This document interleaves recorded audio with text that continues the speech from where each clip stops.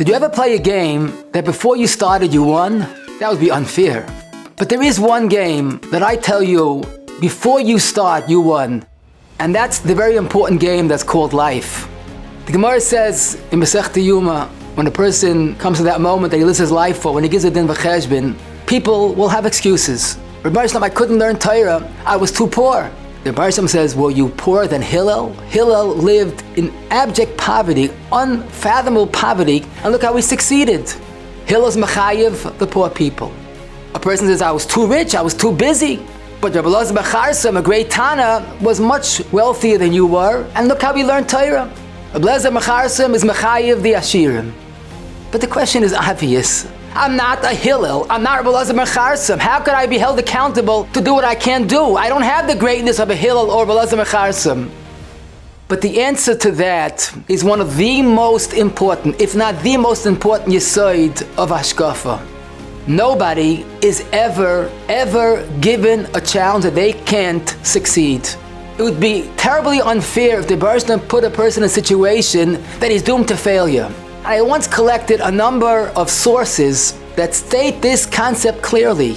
And that's what the Goyen says, in his eyes, is the greatest neflois habari, is the greatest wonder of the creation.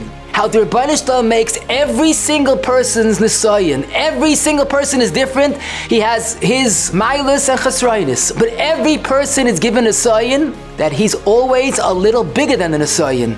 That's what the Gemara is teaching us. We don't have the Nisayonis of Hillel, and we don't have the expectations of Hillel. We have Nisayonis that are custom-made for us. We look at a Nisayon and we have to say, this is intimidating, this is frightening, this is scary, because you're so big.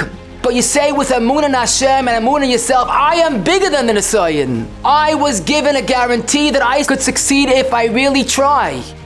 There's a little sticker that comes in every appliance, inspected. That means it was tested and it works. Every day we say, Sha'asa li kol tzarki, the Rebbeinu Shalom gave me enough wherewithal, enough koiches to win this Nisayon. And that's what the Gemara is teaching us. They are mechayev us, or they are mechayev us, you could do it. I once heard a story of this avid football fan. He wasn't just a fan, he lived the game. And his team made it to the Super Bowl. And of course he bought a ticket, he had to watch it, and he started getting palpitations, the anxiety. He was too nervous about his team losing. And he had a massive heart attack and he had to be taken to the hospital. And he watched the game weeks later. He says, it's a good thing I had a heart attack.